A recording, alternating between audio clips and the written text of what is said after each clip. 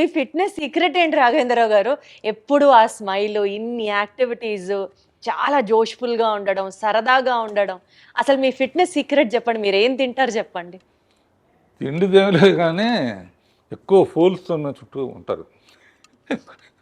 మరి Harvard university ఇది జేసీ Miller ఇటువంటివన్నీ శక్తిపండని లేకపోతే ఈడని ఆడని ఊరిని జోకులు వేసుకుంటూ హ్మ్. నవ్వటం చాలా ఇష్టం నాకు, నవ్వించటం కానీ.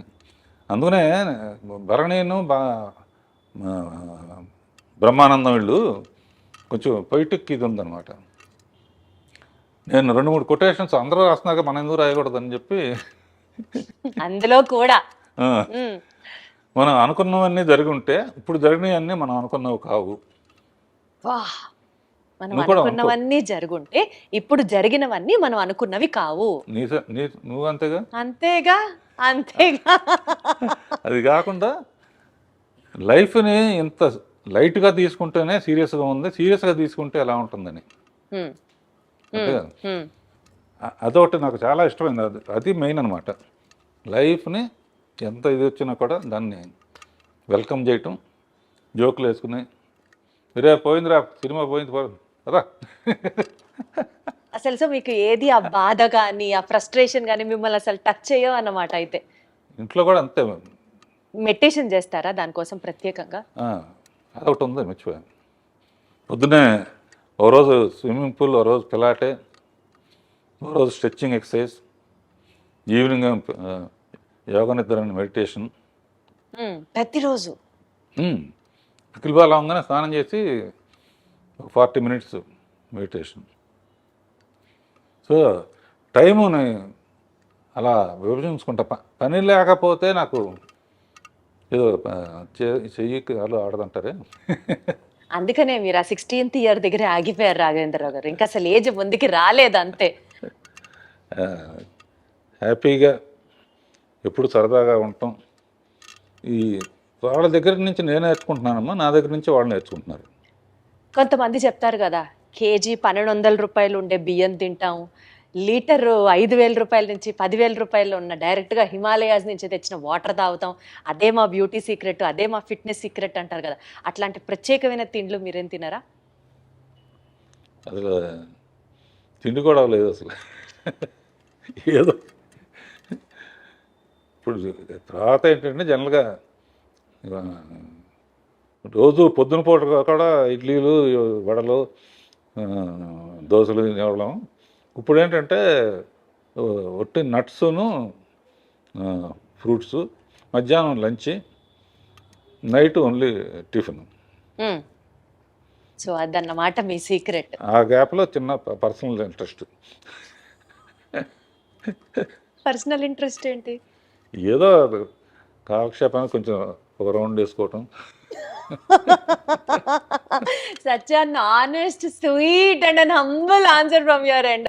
అసలు సూపర్. ఎటు మనం ఈ విషయాలు మాట్లాడుతున్నాం కాబట్టి రాఘవేంద్ర గారు, నాకు ఇందాకటి నుంచి మిమ్మల్ని చూస్తున్నాను, మీతో మాట్లాడుతున్నాను కానీ నా ధ్యాస అంతా మీరు షర్ట్ మీద పెట్టుకున్నటువంటి ఆ గ్రీన్ అండ్ వైట్ బ్రోచ్ మీదకి వెళ్తోంది.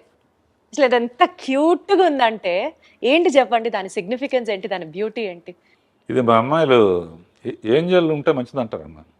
ఏంజల్? ఏంజల్ ఇళ్లలో కూడా ఏంజల్ బొమ్మ పెడితే చాలా, లేకపోతే నువ్వు కూడా పెట్టుకో ఇంట్లో. ఇది పెట్టుకో అని చెప్పి మా పిల్లలు ఇచ్చారు.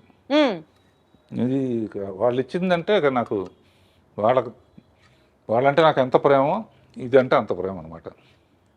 దీంతో చాలామంది అడుగుతారు, ఇది ఎక్కడ పోతుందో అని చెప్పి 2-3 ఒక్కోసారి పడిపోవచ్చు కదా. ఒకటి మట్టుకు అందరూ 2-3 ఎప్పుడూ పెట్టుకుంటాను. ఒకటి మట్టుకు ఎక్కడ పడాలో అక్కడ పడుతుంది. గొప్ప వ్యక్తి Akkineni Nageswararao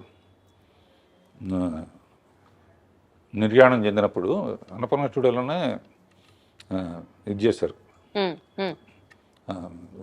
fire last rights అన్ని అక్కడ చేశారు. నాగార్జున ఎక్కువ ఎమోషనల్ అయితే నేను గట్టిగా కావాలని ఇంటికి వచ్చి చూస్తే ఇది లేదు, అందులో పడిపోయింది అనమాట. అందుకనే ఎప్పుడు సేఫ్టీకి దానికి నేను చాలా హ్యాపీగా ఫీల్ అయ్యాను. ఒక గొప్ప వ్యక్తికి ఇలా అనేక మెట్టు మీద మెట్టు మీద మెట్టు. ఎల్వి ప్రసాద్ గారు అనేవారమ్మా, అంటే ఆయన సినిమాలో చైల్డ్ ఆర్టిస్ట్గా కూడా చేశాం. నేనంటే బాగా ఇష్టం ఆయనకి. రాఘవేంద్ర సినిమా పెద్ద హిట్ అయిందని వాళ్ళ అబ్బాయి చెప్పాడు అనుకో, రాఘవేంద్ర ఎంత పైకి వెళితే ఎక్కడ ఇది పడిపోకుండా చూడటం అక్కడే బాధ్యత. ఉండడం బాధ్యత. పడిపోకుండా చూడటం, ఎంత హైట్ వెళ్తే అంత బాధ్యత పెరుగుతుంది. అట్లా ఈజ్ ఎ బ్యూటిఫుల్ జర్నీ అమ్మా. All over. ప్రత్యేకంగా అండి, సీనియర్ ఎన్టీఆర్ గారితో మీరు చేసిన ప్రతి సినిమాలో ఆడియో బ్లాక్ బస్టర్ హిట్ అంతే. చక్రవర్తి గారు మ్యూజిక్ అనుకోవచ్చు, లేకపోతే వాట్ ఎవర్ కారణాలు ఏంటో మీరే చెప్పాలి. కానీ అసలు ఆ పాటలకి మీరు దగ్గరుండి రాయించుకునేవారా, లేకపోతే ఎన్టీఆర్ గారే రాసేవారా? అసలు ఏంటి ఆ మ్యాజిక్? యాక్చువల్గా అమ్మా, ఇందాక చెప్పినట్టు రామారావు పిక్చర్ రాగానే ఎట్టి పరిస్థితుల్లో సక్సెస్ చేయాలి అన్నది ఒక అది. అప్పటికేంటంటే నాగేశ్వరరావు డ్యాన్స్లు అంటే బాగా విపరీతంగా స్టెప్పులు విజిల్స్ చేసేవాళ్ళు. రామారావుకి అంత సాంగ్స్ అప్పుడు మిగతా వర్షిప్ ఉండేది, కానీ ముందు అది కూడా కవర్ చేయాలని చెప్పేసి నా బిలీఫ్ ఎప్పుడు సాంగ్ హిట్ అవ్వాలన్నా ఇది చెప్తున్నా దాని లీడ్ సీన్ బాగుండాలి. సో సాంగ్స్లో ఆయన ఫెయిల్ అవ్వకూడదు అనుకుని ఆరేసుకోబోయే పారేసుకున్నాను అనే అడవి రౌండ్ల పాట మాధవన్ గారి మ్యూజిక్. ఆ పాట అప్పుడు ఏంటంటే హీరో కోసం పరిగెత్తుకుంటూ వస్తుంటే నీళ్ళలో పడిపోతుంది. ఆయన వచ్చే లోపల ఆరేసుకోవాలని చెప్పి లీడ్ అలా తీసుకున్నా తీసి ఈ లోపల ఆయన వచ్చేస్తున్నాడు. ఆడియన్స్ ఎంత మంచి వాళ్ళు అంటే వస్తామంటే చీర ఎగిరిపోయింది. చెట్టు నుంచి చార వేసుకోబోయి పారేసుకున్నానంటే ఓ ఏళ్ళలో డబ్బులు అంటే టేక్ ఆఫ్ ఉంటేనమ్మా. అక్కడి నుంచి ఇక పాటల్లో కూడా ఆయన కూడా అందులో కృషి ఉంటే మనుషులు దృష్టిలో అవుతారులో ఎన్లైట్మెంట్ ఆఫ్ సోషల్ ఇది ఒక మోటివేషన్ సాంగ్. తర్వాత కోకిలమ్మ పెళ్ళికి అనేది, తర్వాత మేజర్ చంద్రకాంత్ పుణ్యభూమి నా దేశం పాట. అసలు మేజర్ చంద్రకాంత్లో పుణ్యభూమి నా దేశం ఎక్కడికి వెళ్ళినా సరే ఆగస్టు 15న జనవరి 26న ఈ పాట ప్లే అవ్వకుండా భారతదేశంలో ఎక్కడ ఉండదు అంతే. అదిను ఆయన అందులో కూడా అన్ని గెటప్పులు శివాజీ అల్లు సీతారామరాజు ఆయన అనేవాడు, బ్రదర్ చాలామంది చేశారు జాగ్రత్త అని. అంటే అల్లు సీతారామరాజు కట్టబొమ్మను కూడా ఇస్తాం కదా, శివాజీ గణేష్ చేశారు. కమిట్మెంట్ అంటే ఆయన గెటప్లన్నీ ఆయన గత తయారు చేసిన అన్ని డిజైన్ ఆయన ఇస్తాడు. ఎన్టీఆర్ గారే డిజైన్ చేసేవారా? బాగా ఆ ఇప్పుడు సాంగ్లో చూసి తెలుస్తుంది. ఘటబ్రహ్మ గెటప్ సంకెళ్ళతో మొత్తం ఇట్లా బంధిస్తుంటే దాన్ని చీల్చుకొని నడవాలి ఆయన. మన ప్రొడక్షన్ వాళ్ళు ఉంటాయి, కార్లో కంఫర్టబుల్గా ఉండదని ప్రొడక్షన్ అని తెప్పించుకుని టిఫిన్ క్యారియర్లో నింపుతామే, అందులో ఎక్కొచ్చాడు ఆయన. ఎక్కొచ్చి ఇట్లా దిగితే అట్లా కదా ఓ బెంగళూరు ప్యాలెస్లో తీసాం, ఎవరు కట్టాలిరా పన్ను. అమ్మో ఇక ఆయన టాపిక్ సౌందర్యలో టాపిక్ వచ్చినప్పుడు నేను తట్టుకోలేక ఏడ్చేసాను. ఇప్పుడు కూడా లైట్గా మీ కళ్ళు చెమరుస్తున్నాయి, అర్థం అవుతుంది. అంటే నాకు ఆయన లేకపోతే అసలు అంటే అంత బాగా చూసుకున్నారు. నేను అందుకనే చెప్తున్నా కదా, ఫస్ట్ ఆయన మీద క్లాప్ కొట్టడమే నాకు నా ముహూర్తం అంటారే, గొప్ప ముహూర్తం అనమాట నా జీవితానికి. అందుకనే ఆయన దేవుడిలాగా జీవితంలో మర్చిపోలేని. అద్భుతం. మీరు అలాగా ఇప్పటికీ తలుచుకుంటూ సందర్భం వచ్చినప్పుడు అల్లా ఆయనకి కృతజ్ఞతలు చెప్పడం అంటే మీ గొప్పతనం అంతే. పాటల ప్రస్తావన వచ్చింది కాబట్టి శ్రీదేవి గారితో మీరు 24 సినిమాలు చేశారు. అసలు మీరు చేసినటువంటి హిట్ సాంగ్స్ గురించి మాట్లాడుకుంటూ వెళ్తే ఒక ఎపిసోడ్ మొత్తం దాని గురించే చేయాలి. But one of my favourites కానీ ఈ జనరేషన్లో కూడా ఈ ఇన్స్టాగ్రాము, ఫేస్బుక్, యూట్యూబ్లో రీల్స్ అని చేస్తూ ఉంటారు.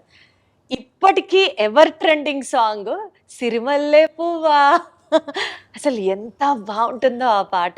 ఈ పాట వెనకాల ఉన్నటువంటి కొన్ని జ్ఞాపకాలని పంచుకోండి సార్. శ్రీదేవిది ఒక హిస్టరీ అమ్మా, ఎవరికి జరగని. మా ఫాదర్ పిక్చర్లో చైల్డ్ ఆర్టిస్ట్, నేను అసిస్టెంట్ డైరెక్టర్. నిద్రపోతా ఉంటే షార్ట్ రెడీ అని చెప్పి ఎత్తుకుని తీసుకొచ్చి హ్మ్. యాక్ట్ చేయించాడు. హ్మ్. ఒకసారి కొన్ని నాకు ఇచ్చేసేవారు ఆయన, హ్మ్. నువ్వు చేసురా అని. మౌంట్ రోడ్లో అమ్మాయి రోడ్డు దాటు అడవడిగా రావాలి. హ్మ్. నేనేంటి మనకు ఛాన్స్ దొరికింది బాగా తీయాలని చెప్పి అప్పుడే లైట్స్ వచ్చినాయి అనమాట. నేను ఇట్లా ఊపుతాను, నువ్వు పరిగెత్తుకొచ్చే అన్నాను. హ్మ్. లైట్లు గ్రీన్ పడింది, ఊపాను. హ్మ్. కార్లు వస్తాయి, ఆ సెన్స్ పోయింది. అయ్యో! లక్కీగా ఆ షాట్ కూడా అందులో ఉంటుంది. జస్ట్ ఎడ్జి తగిలి పడిపోయింది. పడి అన్కాన్షియస్ అయిపోతే హ్మ్. ఎత్తుకుని నాకు జైలు ఇవన్నీ కనపడినాయి అనమాట. అయ్యయ్యో! ఏమవుతుందా? ఏ రిస్క్ అవుతుందా? ఆ! అలా స్టార్ట్ అయ్యింది. ఆ తర్వాత పెద్దమ్మాయి అయిన తర్వాత ఫస్ట్ అటు ఇటుగా ఉన్నాయి. తమిళ్ 14-15 బాగా. సో దానికన్నా బాగా తీయాలన్న ఛాలెంజ్తో ఆ సిరిమల్ల పువ్వ పాట ఒరిజినల్లో కూడా భారతరాజు గారు చాలా బాగా తీశాడు. నేను ఇందులో నా ఇది బొప్పాస్కాయ దానికో ఏ ప్రోగ్రాంకి వెళ్ళినా కూడా కంపల్సరీగా నాకు ఆనందం ఏంటంటే, శ్రీరామనవమికి రామదాస్ పాటలు వేస్తారు, కొండ మీద అన్నమయ్య పాటలు వేస్తారు, ప్రోగ్రామ్స్లో ఆగస్ట్ 15th అంటే మేజర్ చంద్రకాంత్ పాటలొస్తాయి. సిరిమల్ల పువ్వ అబ్బనీతేందబ్బా. అసలు ఆ పాట గురించి మీరు చెప్పొద్దు. బ్లూ కలర్ నేను చిరంజీవి గారి బర్త్‌డే సెలబ్రేషన్స్‌ది ఒక ఈవెంట్ హోస్ట్ చేశాను. ఆ ఈవెంట్‌కి వెళ్ళేటప్పుడు నా కాస్ట్యూము శ్రీదేవి గారి కాస్ట్యూము. బ్లూ చీర, బ్లూ బ్లౌజు ప్లెయిన్ అనమాట. ఎగ్జాక్ట్‌గా అబ్బని తీయని దెబ్బ. నాకది కళ్ళ ముందర ఉంటుంది. నాకే కాదు చాలా మందికి వీరాభిమానులు ఉన్నారు ఆ పాటకి. అలా పాటకి ఛాలెంజ్ అమ్మ. మా ఆపరేటర్ చేమ చెట్టు అదొకటి మర్చిపోలే. కీరవాణి లేకపోతే నేను మ్యూజిక్ చేయలేను అనే ఫీలింగ్ వచ్చేసుకున్నాను. ఈ 50 ఇయర్స్ బ్లాక్ బస్టర్ ఇయర్స్‌గా మాకు అందించి మీ మొత్తం ఎక్స్‌పర్టైజ్ కానివ్వచ్చు, మీ స్కిల్ కానివ్వచ్చు, సినీ రంగంలో మీరు పెట్టినటువంటి, మీరు చూపించినటువంటి, మీరు చేసినటువంటి సర్వీస్ మాకు బోలెడన్ని ఎక్స్‌పీరియన్స్‌ని మిగిల్చడంతో పాటు సార్, ఎంత ఎదిగినా ఒదిగి ఉండాలి అన్న ఒక నేచర్ అండ్ మోస్ట్ ఇంపార్టెంట్‌లీ లైఫ్‌ని సీరియస్‌గా తీసుకోకుండా సరదాగా తీసుకుంటే అంతకంటే బ్యూటీ ఇంకొకటి లేదు అన్నది చెప్తూ, రెస్పాన్సిబిలిటీతో పాటు మోస్ట్ ఇంపార్టెంట్‌లీ మీరు పెట్టినటువంటి హార్డ్ వర్క్ నెక్స్ట్ జనరేషన్స్‌కి డెఫినెట్‌లీ ఒక ఇన్స్పిరేషనల్ పర్సనాలిటీగా మీరు నిలుస్తారు, ఉండిపోతారు మా మనసుల్లో. మరొక్కసారి మీకు శుభాకాంక్షలు తెలియజేసుకుంటూ thank you so much Raghavendra garu. Thank you అమ్మా. Thank you audiences. ఐ డ్రీమ్కి థ్యాంక్ యూ.